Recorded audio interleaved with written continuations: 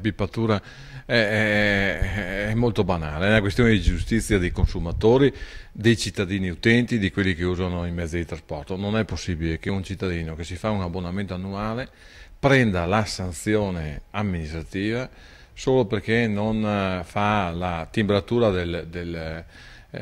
l'obliterazione dell'abbonamento annuale. Dopo aver pagato per un anno in maniera anticipata, non aver preso un premio per aver anticipato i soldi, si vede anche appioppare magari a qualcuno, giustamente perché la legge lo prevede, una sanzione. Allora, noi abbiamo pensato, attraverso l'iniziativa di altri consigli che io in seconda commissione, assieme al collega Pier Giorgio Cortellazzo, abbiamo supportato, di eliminare questa norma legislativa regionale e di capovolgere la situazione per dire che dobbiamo cominciare a dare ragione agli utenti, ai cittadini, ai passeggeri, perché non possono essere sempre gabellati e la pubblica amministrazione avere sempre ragione.